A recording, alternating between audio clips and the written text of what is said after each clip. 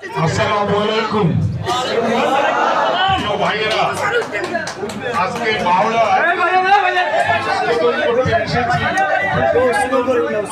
একটা জনসভা যারা এই আয়োজন করেছেন, বিশেষ করে আমাদের দুবাই প্রবাসী নাসির সবসময় আমার সাথে যোগাযোগ করে, কালকে রাত্রেও কথা হয়েছে। সে এই অফিসটি আমাদেরকে উপহার দিয়েছে, তার জন্য হাতে তালি। এখানে যারা সহযোগিতা করছেন আজকের এই আয়োজনে সবাইকে আমি ধন্যবাদ জানাচ্ছি। ভাইয়েরা আমার, আমি অভিভূত আপনাদের ভালোবাসায়। আপনারা যে ভালোবাসা দিয়েছেন আমাকে, কিভাবে এটার প্রতিদান দিব আমি জানি না। আমি একটি কথা সবসময় বলি, 24 ঘন্টার মধ্যে 18 ঘন্টা আপনাদের জন্য আমি কাজ করব। আমি প্রত্যেক বাড়ির সাথে প্রত্যেক বাড়ির রাস্তা ইনশাআল্লাহ পাকা করব।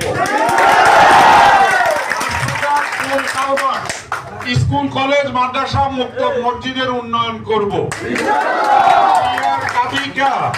আগে আত্মসাৎ হয়েছে পেশিবাদের সময়, আত্মসাৎ হতে দেব না। আমার নেতা কর্মীদেরকে হুঁশিয়ারি করে দিচ্ছি, সরকারি বরাদ্দের টাকা সুষ্ঠুভাবে বন্টন হবে, জনগণের উন্নয়ন হবে। কেউ এই উন্নয়নের টাকা আত্মসাৎ করতে পারবেন না। আমি আপনারা যে ভালোবাসা দিয়েছেন তার প্রতিদান দেওয়ার মতো আমার কোনো ক্ষমতা নেই। আমি মনে করি আমার সমস্ত রক্ত মাংস যদি আপনাদের জন্য বিলিয়ে দিই, আমি এই ভালোবাসার প্রতিদান দিতে পারবো না। শুধু একজন কর্মী হিসাবে আমার কর্মের মাধ্যমে এর প্রতিদান দিব, আর এই আমার কর্মের মাধ্যমে আপনাদের হৃদয়ে বেঁচে থাকবো। আমি মরে গেল আপনারা যেন আমাকে স্মরণ রাখেন, আমি আপনাদের গফুর ভুইয়া। এই যে বাচ্চা ছেলেরা নিজের খাই গফুর ভাই বলে, জন্মের পরে আপনারা শিখিয়েছেন গফুর ভুইয়া। এই নামটি ঘরে ঘরে আছে, আমার মা বোনদের হৃদয়ে আছে। অনেক ভাই অনেক গ্রুপ করছে, সবাই বুঝে একসাথে নিয়ে আসবেন।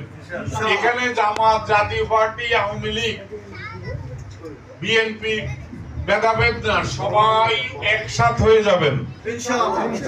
আওয়ামী লীগের যে ভাইয়েরা অপকর্ম করছে তারা কিন্তু পলাতক, আর যে ভাইয়েরা আমাদের কোনো ক্ষতি করে নাই তাদের সাথে আমরা একই মসজিদে নামাজ পড়ি, একই সমাজে আমরা বসবাস করি।